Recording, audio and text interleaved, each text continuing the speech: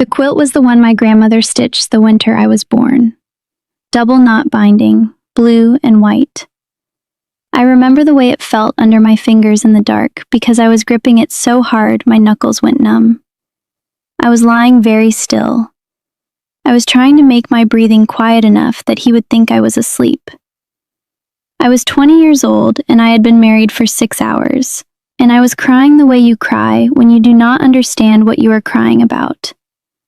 I did not know what had happened to me. I want you to understand what I mean by that. I do not mean I was confused. I do not mean I was nervous and the nerves overwhelmed me. I mean I had never seen a drawing of a man's body.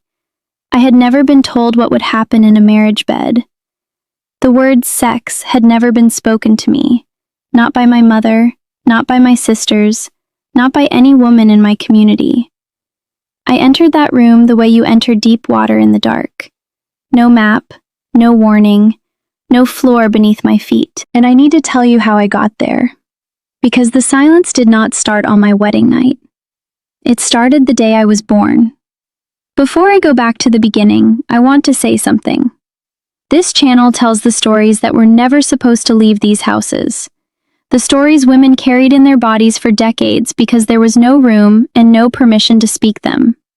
If you have ever felt that kind of silence, the kind that lives in your chest like a stone, then this is your place. Subscribe because she is not the only woman who lay in that dark. And if you are willing, I want you to stay until the end of this story. There is a sentence another woman said to me years later that broke the whole thing open. I will get there. But I need you to walk with me first. I grew up in a house that smelled like wood smoke and bread flour and the faint, sharp sweetness of canning vinegar in late summer. Our farm sat at the end of a gravel road in Lancaster County. 60 acres, dairy cows, a barn my grandfather built with timbers he cut himself. I was the fourth of 7 children and the second daughter. My days had a rhythm to them that I can still feel in my body if I close my eyes. The 4:30 waking, the sound of my father's boots on the stairs, the clink of the milk pail, the low murmur of my mother's voice saying the morning prayer while her hands were already moving, already kneading, already wiping the counter. Everything in that house moved. Hands never stopped, and mouths were careful. I say careful because that is the most honest word I have. We spoke plenty. We spoke about weather and harvest and who was sick and what needed mending. We spoke about scripture and community and the right way to live a plain life. We spoke about duty and gratitude and the danger of pride. But there were rooms in our language that had no doors. Whole territories of human experience that simply did not exist in our vocabulary. The body was one of those territories, not the working body. We knew that body well. The body that milked and planted and hauled and ached. The other body. The body that wanted. The body that bled. The body that would one day lie beside another body in the dark. That body had no language. It was not forbidden. It was something quieter than forbidden. It was erased. I want you to understand the architecture of this silence because it is the thing that built my wedding night. It was not one conversation that was missing. It was an entire education. I did not know what menstruation was until it happened to me at 12, and I found blood in my underclothes and thought I was being punished by God for a sin I could not remember committing. My mother found me crying in the bathroom. She handed me a folded cloth. She said, "This will happen every month. You are becoming a woman." That was the entire explanation. She did not say the word menstruation. She did not explain why. She did not connect it to anything. Not to fertility, not to reproduction, not to the biology of what my body was becoming. A cloth and a sentence. That was her version of the talk. And I believe, with everything in me, that it was the same talk she received from her mother, and her mother before that. The silence was not one generation deep. It was structural. It was load-bearing. By the time I was 16, I understood the following things about marriage. A husband leads, a wife follows. A wife submits. A wife is a helpmeet. Children are a blessing, and you will have as many as God provides. Your husband will know what to do. These sentences were not spoken in one conversation. They were the air. They came in sermons. They came in the way older women nodded when a young bride walked past with her first pregnancy already showing 3 months after the wedding. They came in the silence that surrounded the word bed, a word that was never spoken between women, only implied with a look, a pause, a slight turn of the head. I absorbed all of this the way I absorbed the recipe for shoe-fly pie. It was just there. It was how things were. And I had no reason to question it because I had nothing to question it against. You cannot doubt what you cannot imagine. You cannot fear what no one has ever described to you. I met Samuel when I was 18. I will call him Samuel because that is not his name, but it sounds like him. Steady, biblical, plain. He was 21. He worked his family's farm 2 miles from ours. I first noticed him at a Sunday singing, the way his voice carried, low and even, through the hymn. He had large hands, carpenter's hands, though he was a farmer. He had built a hope chest for his sister's wedding, and the joints were so tight you could not fit a pin between them. He was quiet in the way that the community valued in men. Not sullen, just contained. When he looked at me across the table at that singing, his face did something simple and devastating. He almost smiled. Not quite. Just the corner of his mouth. And something inside my chest responded to that almost smile, the way a field responds to the first warm day after frost. Something opened. I did not have the word for it then. I would not have been permitted the word. Our courtship followed every rule. His family spoke to my family. My father approved. We were allowed supervised visits. Him in our living room, my mother somewhere nearby.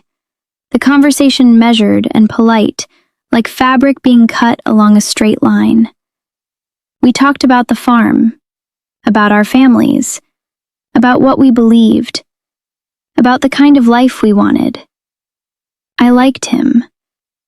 That is the truth, and I will not diminish it. He was gentle. He was kind in the ways I had been taught to recognize kindness.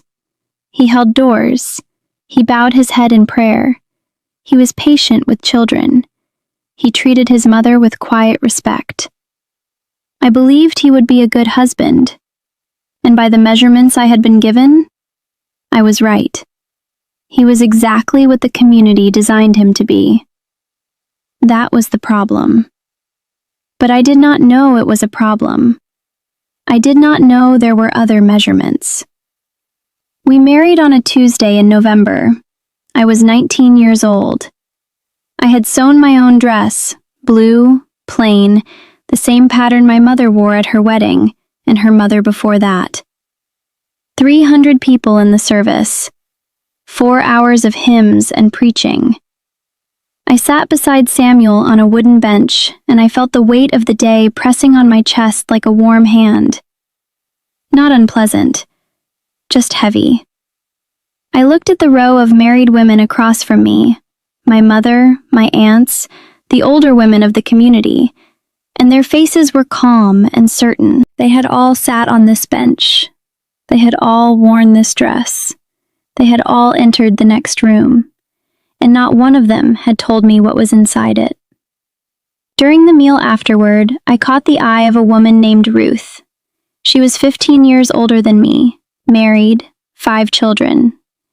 She looked at me, and her face did something I could not read. It was not a smile. It was not pity. It was something I had no name for. She looked at me for 2 full seconds, and then she looked away and picked up a bowl of potatoes. I will understand that woman's face later.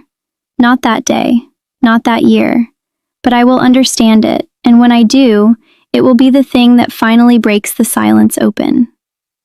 The afternoon turned golden, and then gray, and then dark. People left in buggies, the sound of hooves on gravel growing distant until the house was quiet. My mother hugged me at the door. She held me a beat too long. She said, "Be a good wife." She did not say, "Here is what will happen tonight." She did not say, "You have the right to say wait." She did not say, "Your body belongs to you." She said, "Be a good wife." And then she walked down the porch steps and climbed into the buggy beside my father. I stood in the doorway. The cold came in. Samuel was behind me, somewhere in the house, and the silence between us was no longer the comfortable silence of courtship. It was something else, something with a texture I had never felt before. I closed the door. I turned around, and the rest of my life walked toward me. The house was not ours.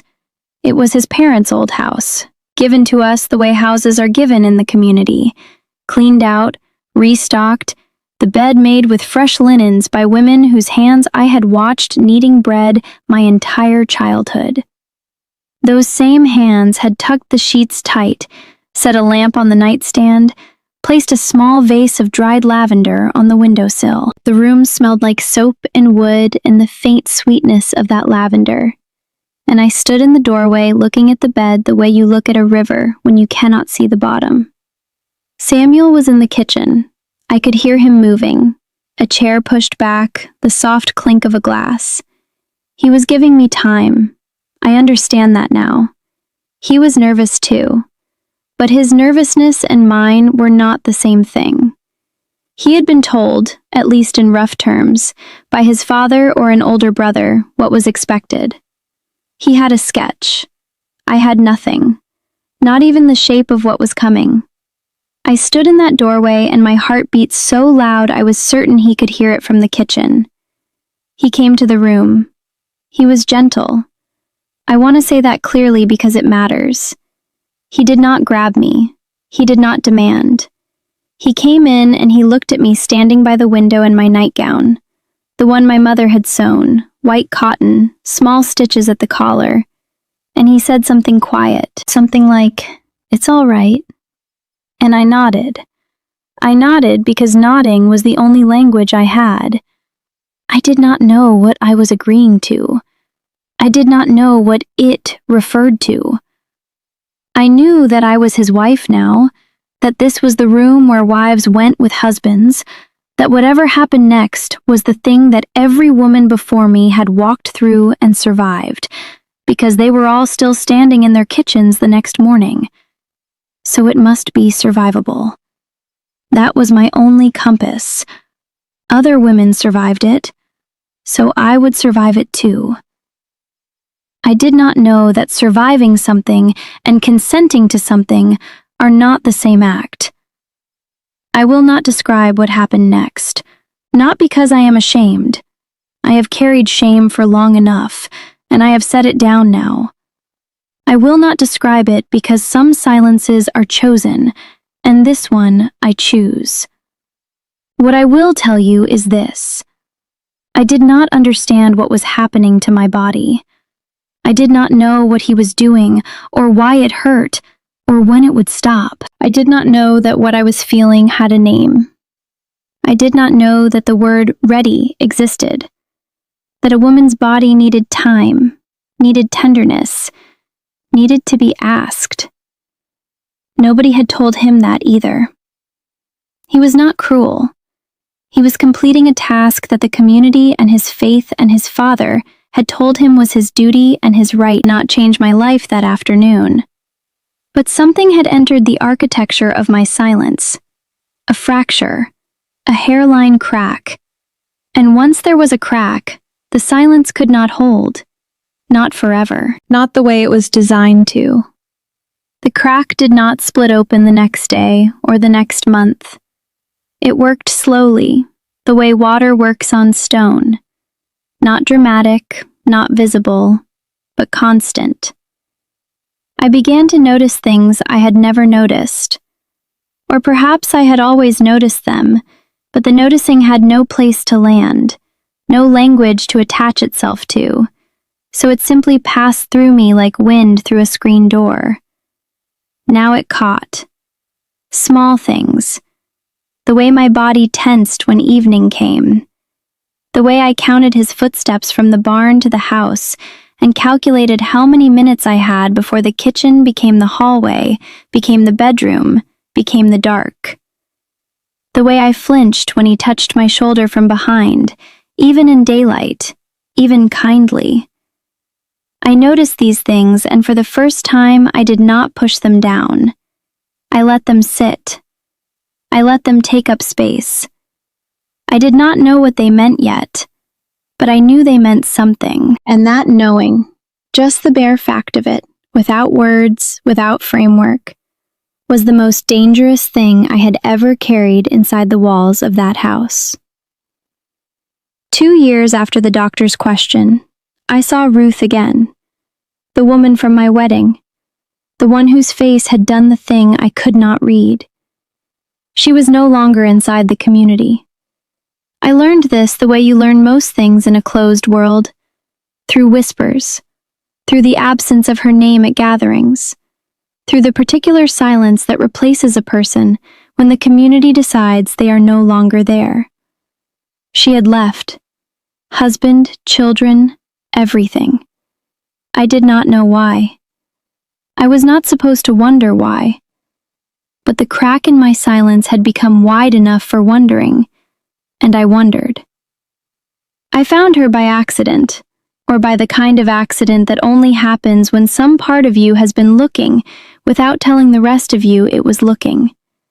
A trip to town, a grocery store 2 counties over, and there she was, standing in the cereal aisle, wearing jeans and a sweater, her hair cut short, her prayer cap gone. She looked like herself and like a stranger at the same time. We stood in that aisle and we did not speak for a long moment. She looked at me, at my dress, my cap, my face, and her eyes did the same thing they had done at my wedding, that unreadable expression. Except now I was closer to reading it. She said my name. I said hers. And then, without any of the slow approach that the community would have required, without small talk about weather or health or harvest, she said, "How are you?" Not the way people say it when they expect the word fine. The way people say it when they already know the answer and they are giving you permission to say it out loud.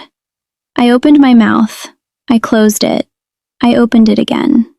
And something came out that I had never said to another human being. I said, "I don't think my wedding night was normal." My voice broke on the word normal. It cracked right down the center of it like a plate dropped on a stone floor. Ruth did not flinch. She did not gasp. She set down the box in her hands and she looked at me with a steadiness that I will carry for the rest of my life. And she said, "They don't tell us on purpose. Because if we knew what it was supposed to feel like, we might ask for something different. And the whole thing depends on us never asking."